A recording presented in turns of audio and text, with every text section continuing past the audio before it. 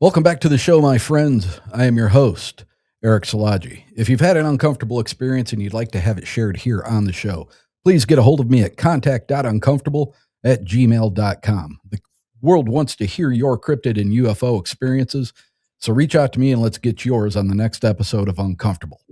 If you haven't yet, make sure to like us on Facebook and Instagram, both at Uncomfortable Podcast 65.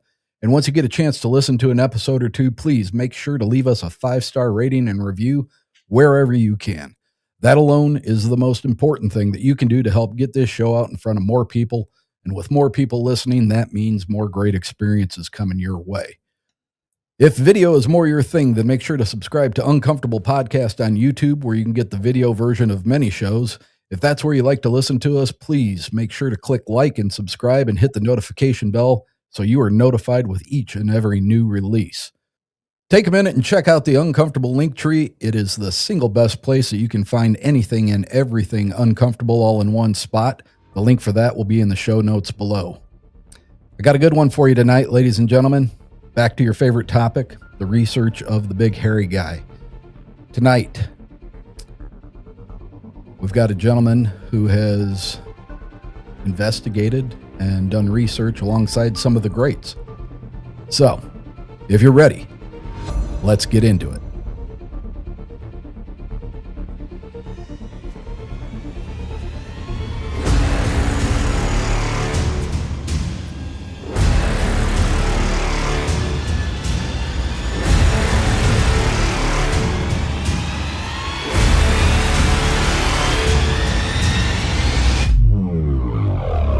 So if you will, please give a warm, uncomfortable welcome to Kev LeStarge. Kev, welcome to Uncomfortable. Thank you so much, Eric. Thanks for having me here. Thanks for coming on here. Sorry about the miscues here in the beginning of the show. I'm a little rusty, as it sounds. Between fighting, it is a Monday somewhere. It is definitely Monday somewhere.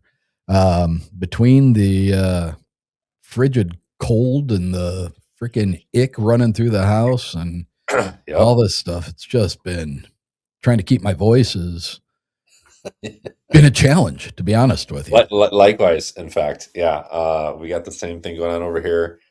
It just, the cold doesn't stop. I'm kind of ready for that warmer climate coming through. Where about you at? I am currently out of Wisconsin. All right. I thought that's very northern Indiana, right near the state line, going up into southwestern Michigan. Just a few minutes north of Notre Dame. All right, you're a stone's throw away, not too far. Yeah, it's been a rough winter. Yeah, I didn't know if the lighting was making you green or if that's just the ick. No, it's the lighting. Through. No, I finally feel like all of it's past. It's just all still in my voice. So yeah, that's right. Yeah. But we have definitely had our fair share of sub-zero temperatures, and I'm done with it. I am ready for spring and all that brings. So agreed. Kev, listen, I found you actually. Representative of you found me in relation to something that we're going to talk about later on in the show, and that's a new book that you've authored. Interesting, without giving anything away yet. I like the approach, trying to drum up the interest in the younger crowd. So yeah, we'll look forward to getting into that. I guess, where I first came across you was Untold Radio, I believe it was, episode with Doug Hychek and his son. Yep. Pretty interesting stuff.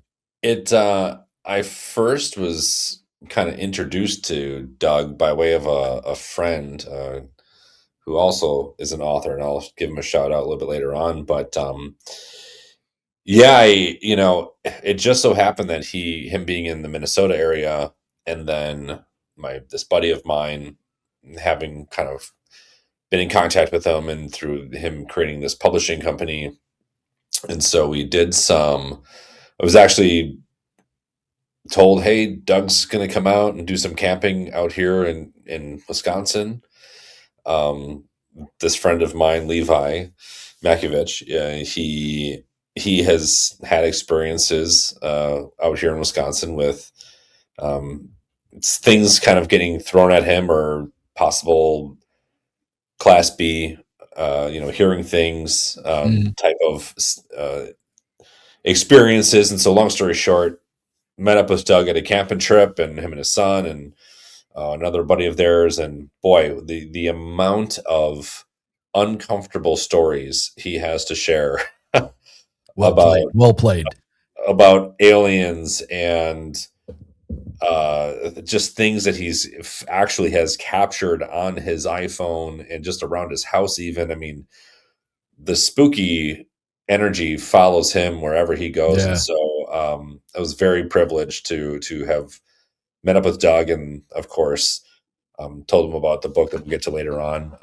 But then it all kind of fell into place. So right place, right time for to talk about a child's book story that I had waiting for as someone who was interested. But yeah, so met up with Doug, but it was relatively uneventful outing, but yet great stories, which is 90% of the reason why you go out bigfooting anyways. Right. Yeah. Well, like I said in the intro, you have researched alongside some of the greats, Cliff Barrickman, Yeah. Jeff Meldrum, like we said, Doug Hychek. Yeah. Um, Tom how, Powell, Sibylla, Dennis Foll. I mean, these are all kind of the Dennis was, he had just kind of at the time that I was bigfooting with him in the BFRO in Colorado, he had just done some DNA work, and we were still kind of waiting to hear back from some of those analysis that he had. And I haven't heard. I mean, this is how interesting the Bigfoot community, if you will, is people kind of ebb and flow, come in and come out. And I've not heard of Dennis for a while, or a couple of years, I would say, but that doesn't mean that he's not active and he's not doing something. But was able to go out with him and in the team in Colorado and do some really good investigating there. There wasn't too many experiences there, but again, the stories and the information that he shared about this DNA project was super interesting. And is I this mean, a DNA project that is ongoing currently, or is this something that has already been? I want to say this was actually concluded. Okay.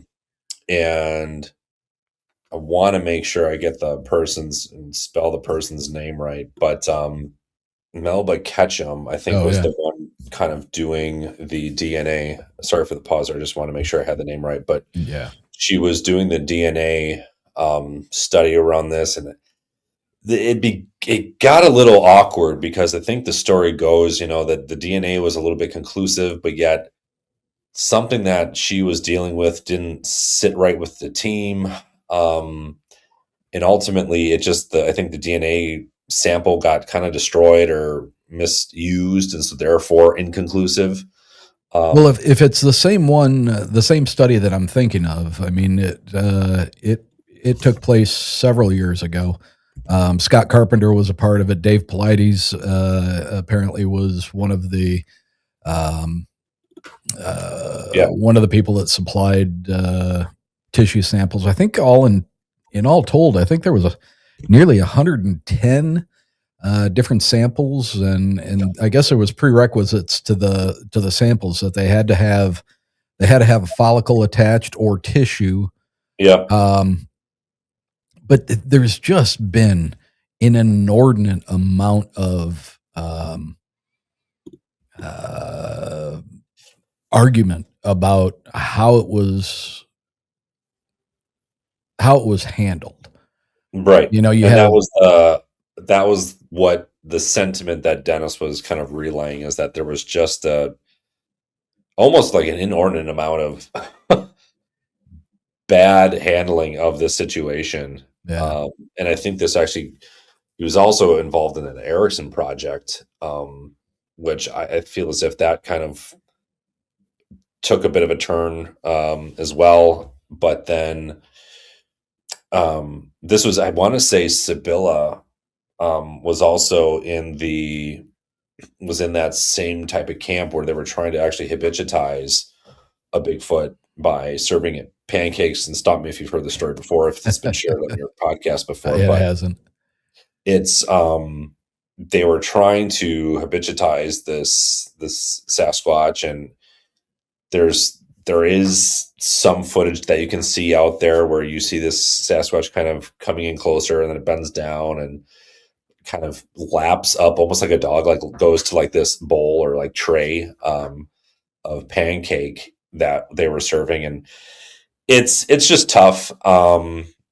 This was also part of, like, I want to say the Lucy footage, if you're familiar with that, where there was the Sasquatch, and damn near looked just like an Ewok, and with it almost had like a dark nose, like an Ewok, kind of black Yeah. teeth. You can kind of see its fangs, and like it's the shaggy hair. It's hard for the Bigfoot community because you have certain individuals saying that's exactly it.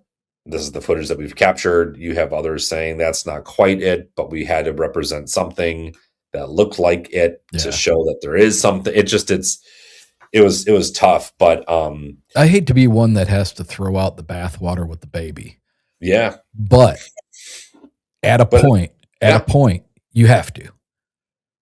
If you can't get a consensus, if you can't get an agreement or some kind of a collation of sentiment that represents what's being told without argument, without massive differences, then I mean, we can have four people standing on a street corner at an intersection, and all four people witness the same accident, and all four of them are going to see something different. Right. I get that, but that's perspective.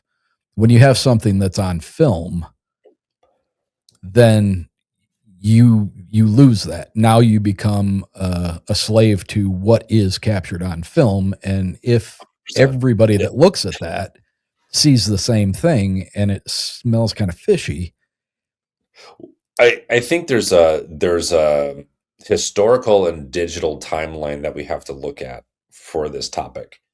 When you're going back to some of the very first footages of 1967, the Patterson-Gimlin footage, that film, I think, in footage you can believe because AI wasn't introduced. Right.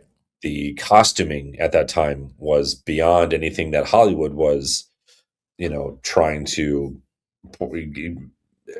anything that Hollywood would be able to touch at that point. Right. And this is where I kind of give, a little shout out to Levi, because he wrote a book, Levi Makovic, The Sasquatch Paradox, which is also published by Hanger One Publishing. And so this is kind of, I always say this and I always have to say this, but like it's kind of, I tease him that this was almost like a thesis paper, but he dives into kind of the complexities surrounding the existence of Sasquatch, exploring both the scientific and the philosophical, but also the costuming and like how it's just not possible that it was faked. And so moving on the kind of historical digital timeline, you have other footage that comes out. And really at that, in the 80s and 90s, it was only a question of, well, is it a costume? Is it a person in a costume? And now what I find is that we can't even believe our eyes of, is it a person in a costume or is it AI? Because our things that you see on Instagram or whatever social platforms you partake in, and that you're absorbing any type of Sasquatch or Bigfoot footage, it's so real now, Eric, where it's just like the only way, and in a good way, perhaps the only way that you're going to be able to understand what is truly out there in the forests of North America and many other continents is going out there and having an experience yourself, because your digital intake, you can't believe your eyes anymore. So the only thing that you have left is to actually go out there, have an experience that what you're referencing is having your own eyes tell you what you, or ears, or nose, like have your own senses tell you what you put together. Like, what is it that I'm experiencing? Is it a Bigfoot? And Right. and You make a great point, and to that gentleman I had the pleasure of talking with a couple of nights ago. Um, you know, he's old school. He's roughly my age, maybe a year or two older. Still goes out, still does a lot of research in the Ohio area, yeah, sure. and you know, if he goes out, he takes a regular film camera because Good on 'em. what he gets, if he happens to get the money shot, Yeah, you can. you can't fake a negative. Yeah, that's a very You know, so I mean, so for all those for all those who are listening, is that a 16 millimeter camera that he's rocking out there? Or what's his? I believe it's a 35 millimeter, you Okay, know, something akin to like what you would expect a Nikon, but it's, okay, you know, but it's before the digital age. yeah, So, you know, it's not like you're taking a picture and then you can look at it in your viewfinder and, you know, spread it with your fingers and make it wider. And, you know, you just yeah, can't do it. You take right, the picture and then it's committed to film. And then you have to have that film processed unless you can do it yourself. And then you're at the mercy of what's on that film. So, um, you know, when he said that, it was a very obvious, well, duh. Yeah, that's what most people should be doing if you're going out. You should be getting it, excuse me, on film. That releases you from the hassle of the digital age. You know, AI, I'm a tech head. All right. So I love all the gadgets and I love the stuff in my computer and being able to yeah. do special effects and all the things. But an AI is phenomenal. But it's it's hindering. Oh, it's It, terrible for our it, community. yeah, it's. I mean, and the amount of like even CGI used to not be able to do hair, right? It all kind of came Right. across a little muddy, but now it's just at a point where you, again, for those who are aware of the possibilities of what a Bigfoot or Sasquatch look like, I mean, the PG film is, I think, number one, and that's been super cleaned up by restoration and again, Right. perhaps maybe even a little AI itself of like what Patty, the Bigfoot in the film looked like. But then it's just it's down to, does it look a little too ape? And now there are plenty of um, people who have experienced more of the muzzle looking Bigfoot and more of the baboon kind of Yeah. face of a Bigfoot. But then there are some of those AI pictures where it's like, okay, that's just a standing tall, buff gorilla looking like a human. Like you can tell that it's just not that's just not Yeah. appropriate. Yeah. But then there are others where it's you have to kind of question, oh dang, is that maybe? But then you get into it, um, and this is where I say, well, is it AI? Is it a man in a costume, or is this something that we are capturing that is actually true? Um, and we're still, I don't think we're quite there. I talked. There was a couple of podcasts ago where I've talked about the footage that you see on again on Instagram, where there's this Sasquatch that's going past like a restricted area tape. Stop me! Like, have you seen this before, Eric? Where there's this, Yeah. and there's no. I don't think there's any type of mathematic or science behind that footage yet. Perhaps. Well, if I'm Most, not mistaken, was that not released by the same guy who tried to pawn off digging up the Bigfoot skull, the if gigantic, you I think it was said his name, I probably would know. Coyote It starts with an Peterson. Oh, I thought it was an M. I thought it was Matt or a Mike Oh, who I may be wrong, but released it. Likewise.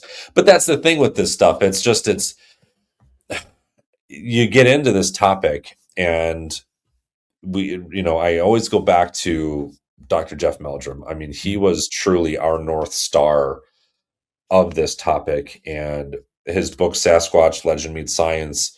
I mean, this is where he's exploring the phenomenon of Sasquatch through really a blend of folklore and scientific theory, sure. and the physical evidence that he was so popular for, which is actually the footprints and things, and the locomotion of the foot and the contour of the foot and the the dermal ridges and the mid-tarsal break and all of these things that he realized was happening in these physical footprints in the middle of nowhere. Mm-hmm. And so I rely on, we all did. We relied on him again as our North Star, as our a go-to person to kind of help us dictate a little bit of the world of which we for some need, for some want to believe in so strongly. And even the word belief, he was not a believer, he was a knower, as he claimed. But it's the math of things. And so I always actually also give, and I don't know his true name, and I probably should, but the Thinker Thunker on YouTube that some folks Yeah. might be aware of. Yeah. He did this kind of human proportion Right. Yeah. thing came to light, and the idea that the spacing between the eyes or the nose and the upper lip, and if that's off, or the shoulder to elbow alignment or measurement, and it's just one of those things where it's like you begin to realize that it's either AI, meaning fake, or it's real. Like, this is where we're at with the hard proof and measurements of things. So there, in to get back to the 67 PG film, I mean, I'm assuming you're familiar with Bill Munns and the work that he did with the Sure. footage, and Yeah.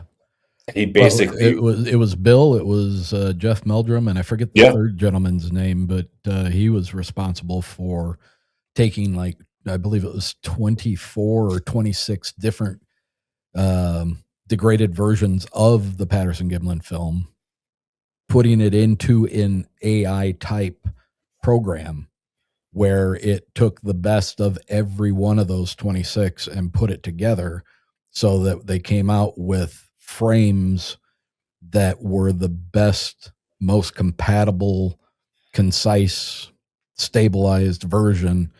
And then I believe, if I'm not mistaken, I believe there was enhancements done so that like scratches or dust or things that had ruined the film in certain spots was replaced in order to make it look pristine. sure, And it's funny you bring that up, because my son, my son has always been pretty much of the belief that the Patterson Gimlin was real, and there's always been something organic about it to me, that when I watch her walk, yeah. I don't see. And why do you say her, Eric? Let me stop you. Why do you say her? Because it's been very apparent even before Yeah, they started really touting the fact that she has recognizable breasts. right. It always looked like a female to me. Interesting. All right. And then when that came out, and I was like, holy shit. Yeah, you're right. I mean, it's obvious now. But he said one of his biggest problems with any of the stabilized versions of seeing that was that you never saw her foot flex. And in that latest one that Bill Munns and this other gentleman and Jeff Meldrum were a part of putting together, you can see her foot flex. You can see her toes raise up as she goes to step. And to me, I get the whole, some people see the muscle structure moving underneath. Some people see like maybe a herniated muscle underneath the thigh where it looks like it bumps up. I don't think it was Thinker Thunker, but I think it was maybe MK Davis said that in some of the stills that he has seen from apparently from Patterson's widow, that there was actually the possibility that some portion of the hair was possibly braided along the side of her head. A lot of stuff still left to speculation, but you could see her foot flex. And again, I go back to Stacy Brown Jr. and I. We're great. We get along great. We have great conversations, but he's going to die on the hill where he said there is too much bullshit that goes along with the Patterson Gimlin film and too many things that point to the fact that it was faked. Okay, I get it. Everybody has the right to their opinion. Wait a minute. But to me, when I watch her walk across that creek bed, it's very fluid. It's very organic. I don't see somebody struggling not to trip over a rock, not to trip over a twig that's laying in the way. I don't see somebody who would be struggling to look through a mask that could be 2.5 inches away from their own eyes, seeing out of it because of the protrusion of the forehead. I just don't see the possibility for that. I was a huge fan of the Planet of the Apes movies when they came out in the late 60s and early 70s. They won Academy Awards for their makeup in those. And, they were latex appliances that were applied to the face, and they did get a lot of facial movement and expression out of those. But for the most part, the chimps and the gorillas, the people who portrayed the characters in the movies, they were clothed, so it wasn't like we saw a bunch of hair covered animals to really get a good sense of how they would move on film as fakes versus. Well, and this was the outside of the definitions of the gluteus maximus and the calf muscles flexing and almost a protrusion that looked like almost like a pulled muscle in the leg. And then yes, again, as the footage got better, you could see some of that inflection of the foot. I always concentrated on the face. I mean, outside of everything else, and sure, you can see maybe a line from its top of the spine to its the crack in the butt, right? Like things like that where, that's a zipper. But the one thing that Bill Munn's, this was kind of to me super groundbreaking, was the idea that he went with a 16 millimeter camera, but then decided found out rather that the camera didn't actually have the appropriate lens. And so they were using a 15 millimeter lens. And so therefore, again, putting science and mathematics behind the tools of that object and the distance, they were basically saying, this is either like a 4-foot figure or a 7'4" figure. Right. I mean, that to me should, Stacy Brown Jr. or whomever, that should almost put it in stone in writing that, like, that's it. That's the end all be all definitive. Tell me that someone put a 4-foot tall person in this type of an ape costume. Yeah. Well, I mean, he goes back continuously to Bob Hieronymus and, him putting on the costume and walking and the same exact gait and the same. But he doesn't. But the gait, I think, again, goes back to, was it that 45-degree angle that us humans kind of walk at, or was it different? Yeah, I mean, we'll each die on the hill. He's until he wants to believe that it was real, but he says, in his opinion, there's too much that he's found out throughout the years, through various different things, that it was faked, and I don't believe that. I would be heartbroken and sad to find out that it was because there was something so truly organic about the way it moved, even in the worst shape that it was when I saw it back in 1977 on In Search of for the first time. You know, Yeah. the shaky, and you couldn't see hardly anything other than that couple of quick seconds that where he finally stabilized the camera. But and I mean, I'm not throwing any shade at Stacy at all. He's a great researcher, and like I said, everybody's got their opinion. But to me, that is the pinnacle of what we have to look at and say, that's it. That's Yeah.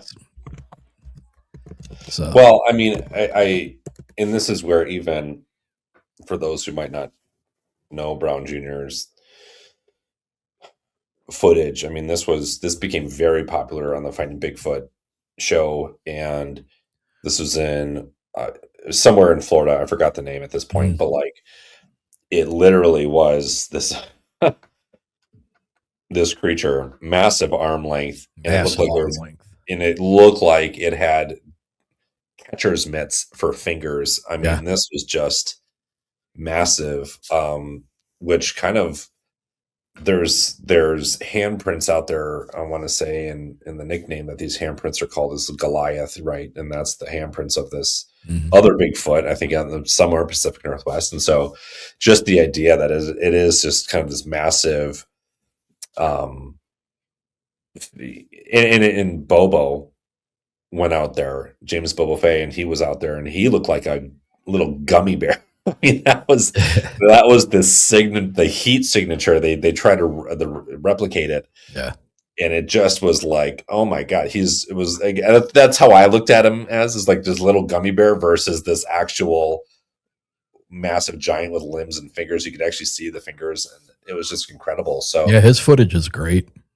It really is. It's astounding when you watch it and you slow it down, and I mean, man, the length of the arms on that thing and the size of the hands, it's just insane. Yeah. And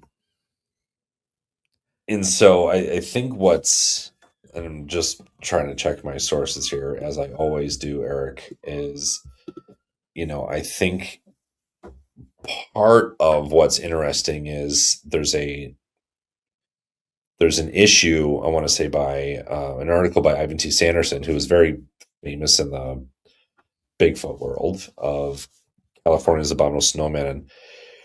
And I want to say, and I actually have the magazine here, but there is a magazine that precursors the 67 footage that actually shows what this Bigfoot with breasts, like, it's too strange that there was this article of a female Bigfoot doing its thing, and yet in 67 you have a recording of it, right? And so but to play devil's advocate, why could that not be almost the same Sasquatch? Like, it's only a couple years difference. Yeah. Some people, and we have no idea what their lifespan is. Oh, zero. What do you think their lifespan is? That's a difficult one for me, because if you look at and you kind of equate it with dog years, right? Why go dog years? Why dog years? Well, it's just one option. Okay. Dogs don't age well, right? Okay. Yes. You got gorillas that'll last 40 years. Yeah. Chimpanzees, the same. Mm-hmm. Humans, right? Yeah. Humans are, in the 60 to 80 year range. For whatever reason, my gut tells me that because of the size of them, because of the harshness of the conditions that they have to live in, My guess is that their lifespan would be slightly less than optimal for a human. So, I would think by 60, they were probably pretty wore out and, maybe hanging back while the young ones are out gathering the food. That's just my gut. Yeah. Well, and it's a catch-22, and I was setting you up. My apologies. No, that's fine. It's interesting because we don't know, Mhm. right? We don't have. There's not a true. We're not able to have a true study of these creatures, right? There's not this Right. Jane Goodall that has been studying these things for years. We don't Right. have that person yet. And if we would have, we might have lost him as of Dr. Jeff Meldrum. But um, I would say that there's reports of people seeing older ones with gray hair, Right. silver kind of gray hair, very thin or gaunt or whatever you want to call it. Depiction of these Mhm. older creatures.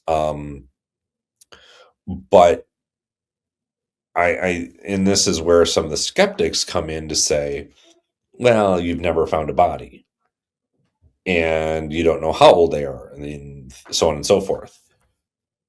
But then there's also perhaps the woo side, which is kind of the paranormal side of the Bigfoot Right. story, right? Where, well, if they die, then they zap into their the realm that they came from, and you're never going to find them, and things like so on and so forth.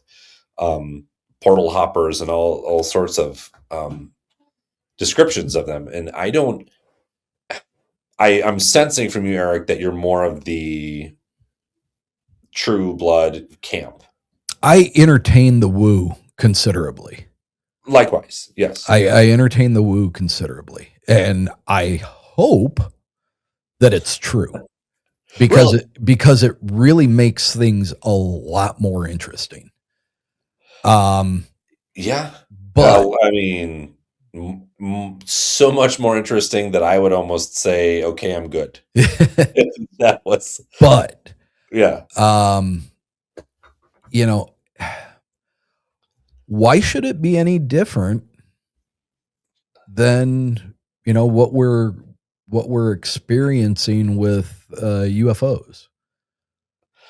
I'm not drawing a correlation. I just recorded an episode where those two things seemingly went hand in hand for a length of time in Rome, Ohio, back in 1981. Mhm. Um, so Well, and it's an interesting thing, though. I mean, if interdimensional is a thing, if inter or extra terrestrial is a thing, if yeah, you know I mean, if you've got things that are living alongside of you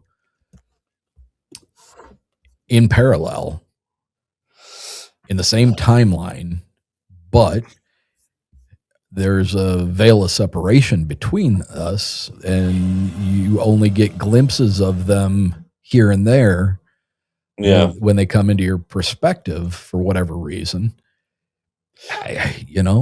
Well, and there's a couple of paths.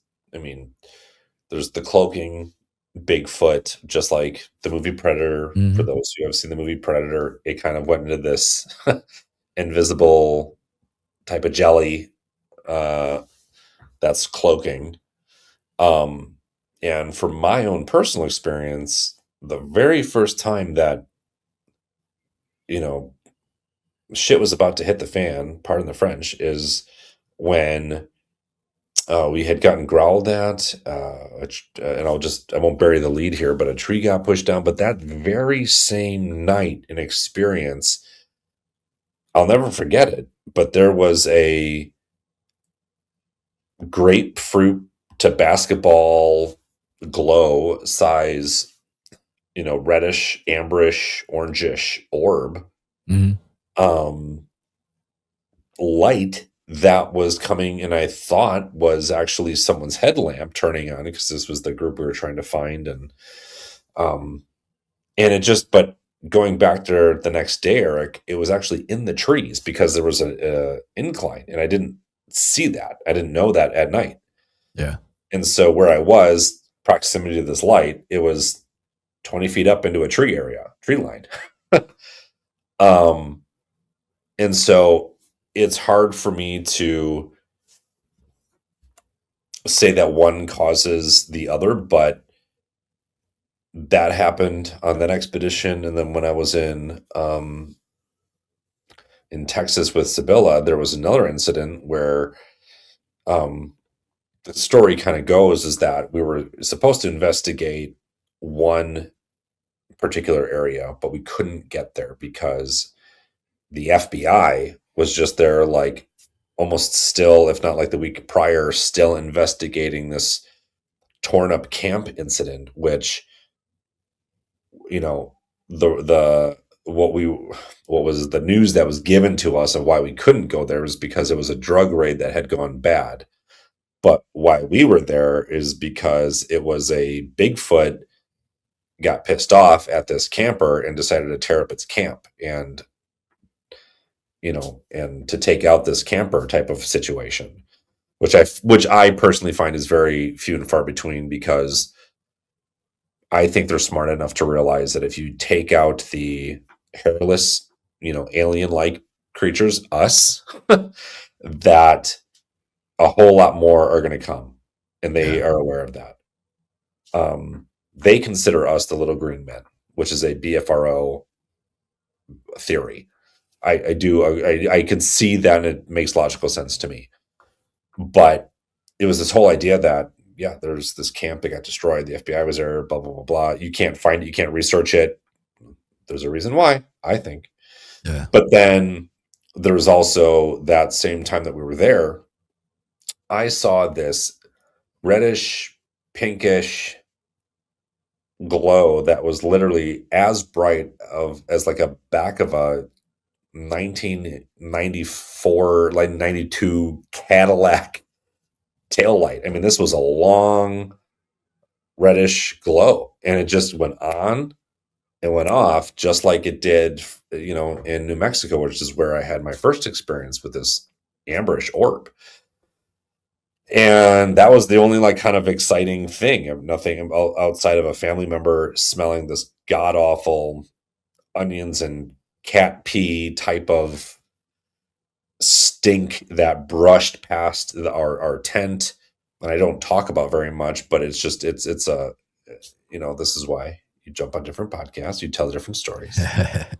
But so it's an exclusive for you, Eric. Nice. Thank you. But this just, it woke her up, and she looked at my other family member and I, and we were both kind of out and sleeping, and so she didn't want to say anything, but it was like, hell is that? Which was corroborated by another camper that we were with. And so whatever was in that area was causing a stink, literally. Yeah. And but all that to say, like, there's things that you experience, and I'm not at the point personally to say either one causes the other, or one is in correlation of somehow with the other. When we were also doing some work with Cliff Barrickman and Tom Powell in Oregon, and one of the first night, and it's always the first night will tell you what is about to be up. I'll just say that. If there's something crazy or weird going on, the first night, you're in for a really good weekend or a couple days, whatever you have going on. That's just my experience. Because the first time I was out there with Tom Powell and Cliff, we had this like white satellite orb, which was too high to be a plane, too low to be a satellite, and it was just kind of whipping around, and it like made some type of it's not like it went around the planet, but or unless there were several of them, but it just was this light that just would kind of come around and kind of, I don't think it really hovered, but it just was going at such a pace where it wasn't the speed that you thought that something could be taking lift. And Okay. so that was the same weekend, Eric, where I believe it's on my Instagram, which is Pine Shadow Design, and it's a reference to my Etsy account, Pine Shadow Design. So, but I actually have on my Instagram account some audio that I had caught that weekend of what I thought was a baby Bigfoot up in a tree where there was no wind. The moon was fully lit, and you can kind of just see this one tree sway back and forth. And you hear, and what I have again in recording is this like this baby, you know what, as babies do, kind of Yeah. blow their lips, blow bubbles, blow raspberries. And so that to me was another interesting moment of weird lights. You're going to have a Bigfoot experience. But that was also one of the very cool moments that I've had out there where it wasn't AI and it was just experiencing it with other people also experiencing it. Yeah. Interesting. I mean, my son, he's a geologist. He's now doing a lot of office type work, but when he was in the field, working at a KOA campground up in upper lower Michigan, around Petoskey. He went out there with 2 drillers. They were tasked with taking samples of this KOA campground expansion that they wanted to do. And if I remember right, it was either 100 or 150 yards of area that they had to sample. They set down stakes and they sampled at the beginning. Within that beginning phase of doing the sampling, they were actually under the impression that they were going to be able to drive their vehicle in there and use the automated driller. They weren't able to do that. They had to take in hand augers and do the drilling by hand because the wooded area was so thick. Yeah. So they get in there, and I get a text message with photographs from my son, and he says, "This tree just got pushed over next to me. Yep. It hit me in the shoulder." Oh. And I was like, that's real close. I was like, then he started explaining to me what had happened. And, so I asked him the obvious questions. It's like, is the ground really saturated? They had a lot of rain up there. Is it loose soil? Are you on a flat? Are you Logical questions. Are you on the side of a hill? Yeah. And, relatively flat ground. They had some rain in the area prior to that. But it was about an 8 to 9 inch diameter tree. Yeah. 20 some feet tall. And it was pushed over, and the one outlying limb that was the furthest, reached the furthest, ended up hitting him in the shoulder. And he was a little shook up because he almost got hit by a tree. Then they got done with sampling that area. They moved on to the second site, which was half the way to the last one. And as they were walking, nearing the second site, one of the drillers looked back at my son and the other driller and said, "Was that your phone? Or is that somebody's watch?" And my son had heard what he was talking about. And he said to me in confidence was that it sounded like either a woman or a child,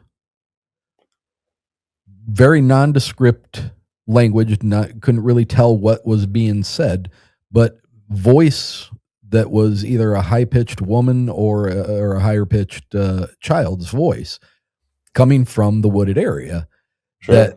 That was significantly farther away from the KOA campground, that what the area that they were testing was pretty much prime land that had not been developed. and they were looking to purchase that land to extend the KOA into there. Yeah. So, I told him, I said, dude, you're putting check marks in a lot of boxes here, Yeah. you know. And then when they got to the last site, just as they started to put down their drilling equipment and everything, they heard a commotion back 100 or so yards down the path that they were, where they originated, where the tree got pushed down. And he said they all three of them turned in time to see the low-lying brush just shaken vigorously, and then like something let go of it, and it just kind of swayed back and Yeah. went back into position, and then just stopped. But he said it made an awful racket, and I was like, dude. Well, and I know my son, and I know that he takes this subject seriously, and he wouldn't mess with me no, on right. this level. And And so it's a couple of things came to mind when you're talking about the distance of the tree. I could logically say that a Sasquatch would understand the tallness of a tree. I want to break this tree or push it down to just enough to hit this person on the shoulder. Yeah. The roots came out of the ground. I mean, ours, so in New Mexico, ours was snapped. This was a crunch crack, the tree, leaves, branches, that was getting crunch crack all the way down. But we saw the break, and that was maybe about a 5 to 6 inch diameter tree. I mean, it wasn't massive, but it was enough to get our attention and startle 30 mountain cattle unattended that we were not aware was in the area. And then as far as the whistling and the whoop or whatever, the kind of the sounds that he heard as like a woman or a child, before the raspberries sound that I caught on audio was captured, when we walked through this path, there was this, what I call it, like this R2D2, like just this weird commotion of a noise. Yeah. And it was said at the time, I won't say who said it, but it was said at the time that it was a barred owl. I'm like, well, you know best. I'm not from these parts. It could be a barred owl. But I also am familiar that these creatures can imitate a lot of different animals in the forest. Sure. Plus on top of whatever else they're trying to communicate. But what was funny, Eric, was that the same time this commotion happened, I thought, oh, we're in the child care. Like we're in the baby's den. In the nursery. We're in the nursery. We're not supposed to be here. That was my initial thought that came to my brain. And funny enough, that when we came back, then now I'm recording baby blowing raspberries. Like, okay, so this is the spot. This is the nursery. So all kudos to your son saying what happened and kind of just relaying that information, because candidly, I feel like that's all information that aligns up with a lot of the experiences that I've had. He even sent me a satellite photo of the property that they were on, and pretty much pinpointed with GPS where they had started, where the tree fell, and then plotted the next 2 stops where they did the other 2 drillings. Amazing. So I mean, I had a lot of data to go by. And then funny enough, a couple of years later, a friend of mine that lives just outside the neighborhood here, his son worked at a golf course in northern Michigan, very near that KOA campground, and he actually used to hunt in the fall. Would hunt a piece of property that was very close to that KOA. And after a couple of beers, he said, hey, I've been listening to your show and you're doing a great job. I like the stuff you got on there. And he's like, I got to tell you, man, he's like, I was up there hunting and he's like, something screamed at me Mm-hmm. and it scared the hell out of me so bad that I took my climbing stand, got down, went and got in the truck, Right. and I didn't go back to that spot. He's like, I don't know what the hell it was, but he's like, it literally screamed at me.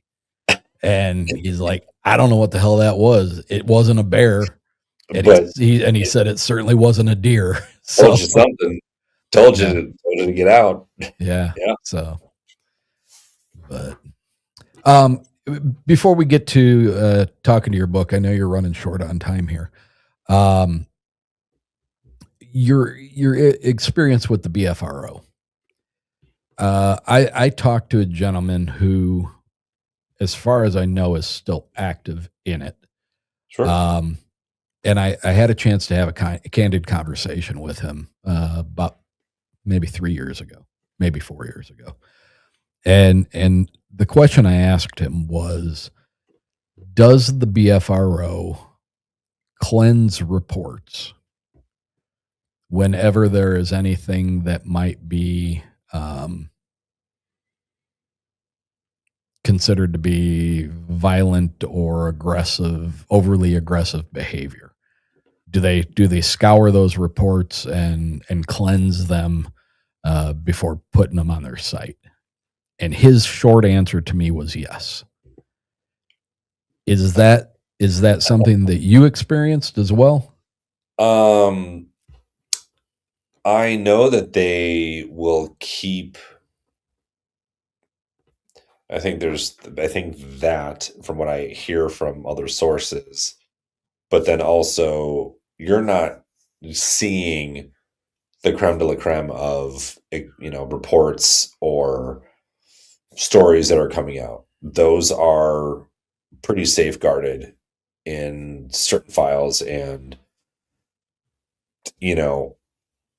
what I will say about the BFRO is that is a great kind of starter kit for those wanting to go out and meet people who are in a relatively good area. Now, it's shaking the dice for what you're going to get.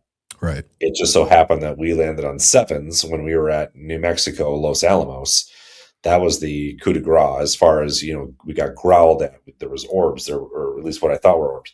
We got a tree knocked down. There was, pebbles kind of trickling down hillsides of nothing that was there, whether that was thrown or other. Like, there was just enough going on. You could hear footprints. There was so much going on in that area, which I would suspect that the year after that was now considered, you can't go back there, or the BFRO is not going to go back there because of how much activity we shared, that they're now going to consider that a sacred spot. And this is the thing too about any Bigfooting group or person, frankly, is that it's like a fishing hole. If you've got your fishing spot and you know where that 20-pound catfish or muskie or whatever it is that, you're not going to want to tell people because you want it. Right. That's the one. I mean, that is, to me, the one unfortunate side of the Bigfoot community where to me, tell your story, say what works, say what happened as you were going through the forest hiking, and like what happened, what led up to your encounter. For us, we were kind of stopping every 30 feet-ish, stopping in the shadows. There was a full moon, and we were doing this for about 10, 15, 20 minutes. And like that's a weird thing for humans to do, but we were doing that. And I think that elicited a bit of a response. But granted, we were maybe in a really good location, but you don't have to join these big groups, or any group for that matter, to have an experience and pay hundreds of dollars, because frankly that's what it costs, a couple $100. There's people who are also wanting to, take smaller groups out who are very famous or infamous in the Bigfoot community, who are willing to take you out there, whether it be the Pacific Northwest, whether it be Canada. But I would say kind of buyer beware.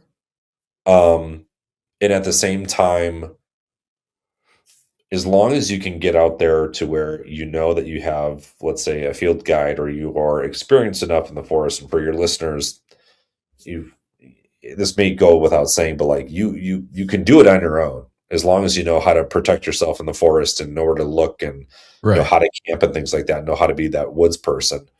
You can do it. You can do it on your own, or with a small group with your friends. Like, you can have an experience, and you're more often likely than not to have that experience if you're not with like 30 people, you know, Right. um, going in the woods. At the same time, Eric, and this is the last thing I'll say about it, but you could also just be in the right time, right place, look out your back window. And I would say this too, where you could see that Bigfoot, Sasquatch roaming through your garbage. And you just happen to be in middle of nowhere, Ohio, and like you're going to get that experience, or Illinois or Iowa or Indiana. Like they're out there, and it just might be the right time, right place. But yeah, so with that said, Eric, I only have about 5 minutes left. Well, let's quickly get into so all these experiences culminated, not necessarily culminated, but it drove you to write a children's book Yeah, about the topic. Why don't you tell everybody the name of the book, where they can find it? Don't give away spoilers if I'll you're try not to. Yeah, so the book is called Billy Finds Bigfoot.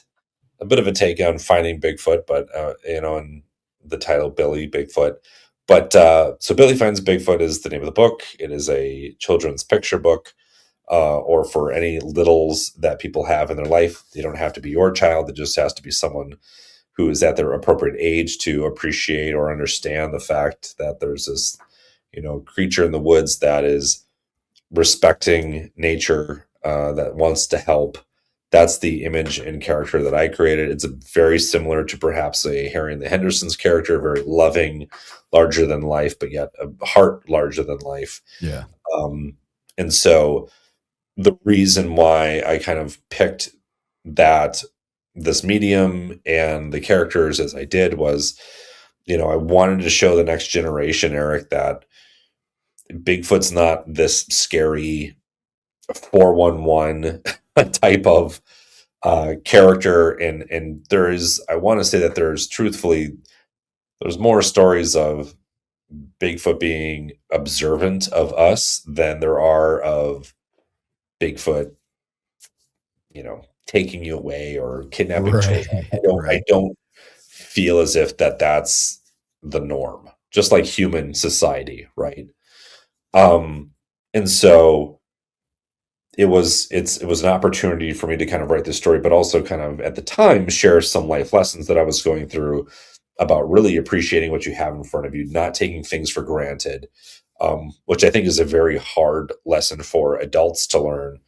But agreed. yet trying to share that with children, and going back to appreciating nature and drawing rocks and leaves and animals that you see, as opposed to snapping it with your, iPhone, which I think 5-year-olds have now, or Right, your iPad. sure they do. Right. But it's like getting back to roots a little bit, if it's not too cliche to say, but like getting back to roots, and, you know, turning that worry into wonder is another thing that I'll borrow from Brene Brown, which is just the idea of, there's so much anxiety, I think, as we get older as adults, and like children don't have that yet. And to really focus on that and encourage them to be explorative of their environment, of the world that they are in.